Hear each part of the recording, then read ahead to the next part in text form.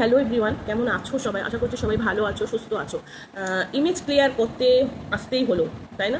হ্যাঁ, ইমেজ বলেছিল না যে ইমেজ ক্লিয়ার করব না, করতে হবে না, কিন্তু এখন করতে হচ্ছে। শুনছি নাকি আজকাল মানুষ সব মানে যে পাচ্ছে সেই কন্ট্রোভার্সি ক্রিয়েটারদের ওপর কেস চাপিয়ে দিচ্ছে। তো চলো, সবাই কেমন আছো বলো? আশা করি সবাই ভালো আছো, সুস্থ আছো আর পজিটিভ আছো। পজিটিভ থাকতে হবে, সবসময় পজিটিভ থাকলে সবসময় পজিটিভটাই পাওয়া যায় আমি মনে করি। তো হ্যাঁ, কাকে নিয়ে বলছি? অসুস্থ বাচ্চা মাকে নিয়ে। এখন ইমেজ ক্লিয়ার করতে হচ্ছে। কেন করতে হচ্ছে না? 12 লাখ টাকা দায় মাথার উপর চেপে গেছে। কেন চাপলো? কিসের জন্য চাপলো? কারা চাপালো? চাপালো ভিউয়ার্সরা। এবং কেন চাপালো না? এই ব্লগারের জন্য। কারণ সে একটা দিক স্থির করে নিয়ে নামেনি। তার বাচ্চাটি চিকিৎসা সে কিভাবে করাবে, তার বাচ্চাটির চিকিৎসা সে কিভাবে করাবে সেটা ভেবেচিন্তে নামেনি।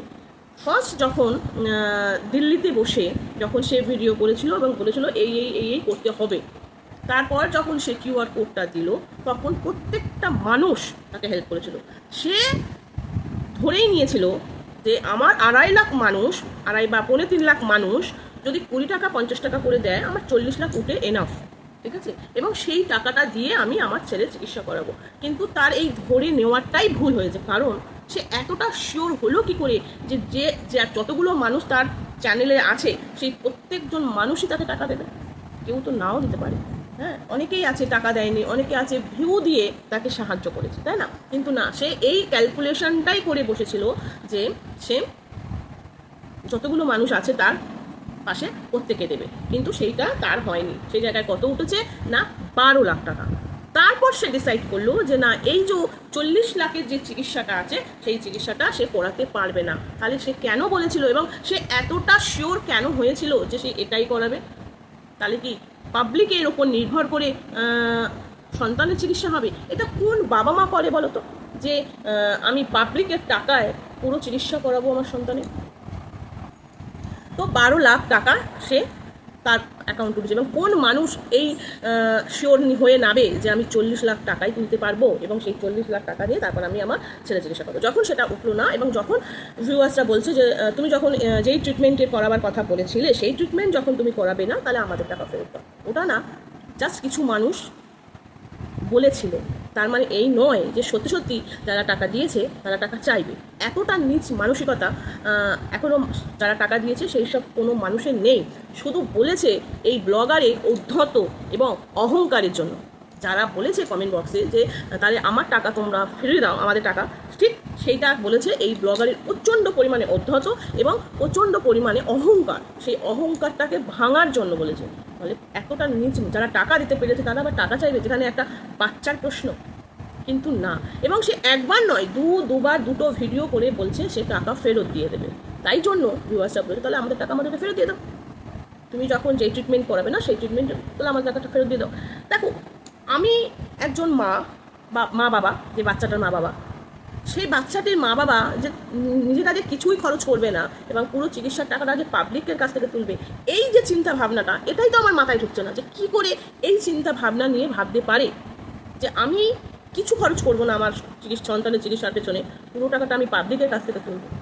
আর এই বুদ্ধিটা কিছু মানুষ, কিছু বিদেশি মানুষ তাকে দিয়েছে এবং তাকে বুঝিয়েছে, ও সেই মতোই করেছে। এইবার কথা হচ্ছে, তার মাথায় যেহেতু 12 লাখ টাকার একটা টাকা তোলার একটা জালিয়াতি এরকম ব্যাপার একটা ট্যাগ লেগে আছে, তাই সে তাকে তার ইমেজটা ক্লিয়ার করার জন্য কোনো প্রাক্তন অভিনেত্রীকে ধরে আনতে হলো, তাকে দিয়ে ভিডিও করে বলতে হলো। যদি তাই হচ্ছে, যখন যদি এদেরকে ডেকে বলাটাই বলতে বাধ্য হতে হচ্ছে সেই ব্লগারকে, তাহলে তো এই বিদেশি যে অভিনেত্রীদের, এদের তো প্রচুর টাকা, তাহলে এরা কেন বাকি টাকাটা অ্যারেঞ্জ করে দিতে পারলো না এই ছোট্ট বাচ্চাটির চিকিৎসার জন্য? তারা ভিডিও করে কন্ট্রোভার্সি ক্রিয়েটারদের বিরুদ্ধে বলেছে ব্যবস্থা করবে, তাহলে সেই অভিনেত্রী কেন বাকি টাকাটা অ্যারেঞ্জ করে দিতে পারলো না? কেন প্রত্যেকের কাছ থেকে জোগাড় করে দিতে পারলো না? আমরা জানি যে থ্যালাসেমিয়া রোগটা কত বড় একটা রোগ। আর এটা কত ব্যয়বহুল একটা খরচ রোগ সেটাও মানুষ জানে। আজকের ডেটে থ্যালাসেমিয়া কী সেটা সবাই জানে। তো এই ম্যাডামকে বোধহয় বোঝানোর দরকার নেই। না, আমরা অত ইংলিশ জানি না, হ্যাঁ, আমরা বাংলাতেই কথা বলি এবং বাংলাকে ভালোবাসি এবং বাংলাতেই কথা বলি, ঠিক আছে? আমরা ইংলিশে বলি না। আমরা আবার ওই বিদেশে থাকার মতন এত ক্যালমা আমাদের এখনো হয়নি। অবাক লাগছে যে ব্লগিং মানে হার্ড ওয়ার্কিং ব্লগিং দেখছে এবং এটা দেখছে না যে যেই কথাটা সে ভিডিওতে বলেছিল তারপর সে কি করছে। হার্ড ওয়ার্ক সবাই করে, এই যে যারা কন্ট্রোভার্সি ভিডিও করে তারাও হার্ড ওয়ার্ক করে। তাদের যে কত ভিডিও দেখতে হয় তারপর তারা ভিডিও নামায় তার কোনো আইডিয়া নেই। তো হার্ড ওয়ার্ক না করলে আজকের দিনে পয়সার মুখ দেখা যায় না, এটা তো একদম চরম বাস্তব কথা। হার্ড ওয়ার্ক অবশ্যই প্রত্যেককেই করতে হয়, ঠিক আছে? তাহলে এখন কি করা যাবে? এই যে আমাদেরকে থ্রেড দেওয়া হচ্ছে যে এই কন্ট্রোভার্সি ক্রিয়েটারদেরকে ব্যবস্থা নেওয়া হবে, তাহলে কন্ট্রোভার্সি ক্রিয়েটাররা কি এই ব্লগারদের বিরুদ্ধে ব্যবস্থা নিতে পারে না? যেমন কথায় কথায় এখন প্রত্যেকটা ব্লগার শুধু বলে ওঠে এর বিরুদ্ধে কেস করবো, ওর বিরুদ্ধে কেস করবো। আরে ভাই, তোমরা এখানে কেস করতে এসেছো না টাকা ইনকাম করতে এসেছো? কোনটা? যদি কেস করতে আসো তাহলে আর কিছু করার নেই, তাহলে কেসই করো। আর যদি ইনকাম করতে আসো তাহলে এগুলোকে ইগনোর করো। যে যা পাচ্ছে বলো, তুমি তোমার মতন চলো, তুমি তোমার মতো ব্লগ দেখো। ব্লগ লাইফস্টাইল দেখাতে গেলে ভুলভ্রান্তি কিছু হয়তো তোমরা দেখিয়ে ফেলতেই পারে, কারণ সবসময় তো ক্যামেরা ঠিকঠাক রেখে দেখানো যায় না, ঠিক আছে? একটু ভুলভ্রান্তি হয়ে যায়। এই যে যেমন আমরা কথা বলি, কন্ট্রোভার্সি করি, লোককে নিয়ে সমালোচনা করতে গেলে মাঝে মধ্যে নিজেদেরও কিছু কথা উঠে আসে, হয়ে যায়। কার হয় কি জানি না, বাট আমার হয়, ঠিক আছে? সেক্ষেত্রে বলবো যে লাইফস্টাইল দেখাতে গেলেও না অনেক সময় অনেক কিছু দেখে ফেলে মানুষ বা কিছু ভুলভ্রান্তি হয়ে যায়। আর সেই ভুলভ্রান্তিতে যদি কন্ট্রোভার্সি ক্রিয়েটাররা যদি সেই জায়গাটাকে নিয়ে সমালোচনা করে তখন মানুষ চলে যাবে, তারা পা ব্যথা হয়ে গেছে আমার, তখন চলে যাবে কেস করতে। ভাই, আমি বুঝতে পারি না যে আমি যদি যে টাকাটা ইনকাম করব সেই টাকাটাই যদি আমি কেসের পেছনে ঢালবো, তাহলে আমি ইনকাম করতে এলাম কেন? আমার তো মনে হয় এটাই, তাই না? যাই হোক, শুধু এখন বাকি ছিল, এও নেমে গেছে। বিদেশ থেকে সব প্রাক্তন অভিনেত্রীদের ডেকে আনা হচ্ছে, তাদেরকে দিয়ে ভিডিও করানো হচ্ছে এবং বলানো হচ্ছে যে তারা ছাড়বে না কন্ট্রোভার্সি ক্রিয়েটারদেরকে। কি না, তারা নোংরা কথা বলছে, তারা এই চিকিৎসাটাকে নিয়ে বাজে কথা বলছে, আর অনেক কিছু বলছে। না, ইংলিশে বলেছে তো বুঝতে পারিনি, বুঝি কম, বলতেও তো পারি না, বুঝিও কম, তাই বাংলাতেই বলছি। আর হ্যাঁ, এই অভিনেত্রীর মুখটা খুবই চেনা, কারণ একটা দুটো জায়গায় সিরিয়ালে বোধহয় দেখেছিলাম। তো আমি বলি কি, ম্যাডাম, আপনার তো একটা ইমেজ আছে, যে ব্লগার আপনাকে ফোন করেছিল তার এখন ইমেজটা ক্লিয়ার করার দরকার, কারণ তার মাথায় 12 লাখ টাকার একটা টাকা তোলার একটা কথা লেগে গেছে, কিন্তু আপনার ইমেজ তো ক্লিয়ার। আপনি কেন শুধু এই সমস্ত ব্লগারদের পাশে দাঁড়িয়ে আর এই কন্ট্রোভার্সি ক্রিয়েটারদের বিরুদ্ধে আপনি মানে নামবেন বা ব্যবস্থা নেবেন? আপনি কেন এর মধ্যে জড়াচ্ছেন? এতে কি আপনার কিছু প্রফিট আছে? নেই তো। আপনি একটা বাচ্চাকে হেল্প করেছেন তার চিকিৎসার ক্ষেত্রে, খুব ভালো কথা। তাহলে যে টাকাটা এই অসুস্থ বাচ্চার মা জোগাড় করতে পারেনি, তাহলে বাকি টাকাটা তো আপনার জোগাড় করে দেওয়া উচিত ছিল না? কারণ আপনার কষ্ট হচ্ছে, শুধু আপনার না, প্রত্যেকটা মানুষেরই কষ্ট হচ্ছে এই বাচ্চাটির জন্য, কারণ বাচ্চাটি সত্যি একটা রোগে অসুস্থ। আর আমরা প্রত্যেকটা মানুষই চাই যে বাচ্চাটি সুস্থ হয়ে যাক। কে চায় না বলুন? প্রত্যেকটা মানুষ চায়। যারা টাকা দিয়েছে তারা প্রত্যেকে এই ভেবেই দিয়েছে যাতে দ্রুত বাচ্চাটি সুস্থ হয়ে ওঠে। তাহলে তো এই বাবা মাকে আগে সিদ্ধান্ত নেওয়া উচিত ছিল না যে কোন ট্রিটমেন্টটা করালে আমার বাচ্চাটা সুস্থ হয়ে উঠবে, বা তার এটা বলা উচিত ছিল যে দেখো, আমি আমার ছেলের চিকিৎসার জন্য আমি নিজে থেকে এই টাকাটা জোগাড় করেছি, বাট এতগুলো টাকা প্রয়োজন আছে, বাট আমি এই টাকাটা জোগাড় করার পর আমি আর বাকি টাকা জোগাড় করতে পারছি না, আমি তোমাদের কাছে অনুরোধ করছি যে এই বাকি টাকাটুকু আমাকে তোমরা হেল্প করো, প্রত্যেকে কিছু কিছু দিয়ে। এটা কিন্তু বলা যেত। কথার না অনেক ধরন হয় ম্যাডাম, কথার অনেক ধরন হয়, বুঝেছেন? কিন্তু মানুষ, আমি যদি কারোর কাছ থেকে হেল্প নিই আবার আমি তাকেই অহংকার দেখাই বা তার ওপর ঔদ্ধত দেখাই, সেটা মানুষ মেনে নেবে না। কিন্তু এই ব্লগারে প্রচণ্ড পরিমাণে ঔদ্ধত, প্রচণ্ড পরিমাণে অহংকার, যেটা সাধারণ মানুষ মেনে নিতে পারছে না। আপনার কাছে হয়তো সে হার্ড ওয়ার্কিং হতে পারে, গ্রামের মানুষরা তাদের জীবন নির্বাহ দেখায়, হার্ড ওয়ার্কিংটা দেখেই মানুষের কাছ অব্দি পৌঁছেছে।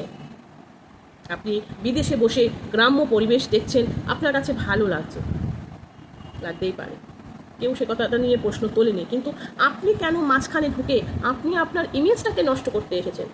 আপনি জানেন এই জায়গাটার কি অবস্থা এখানে?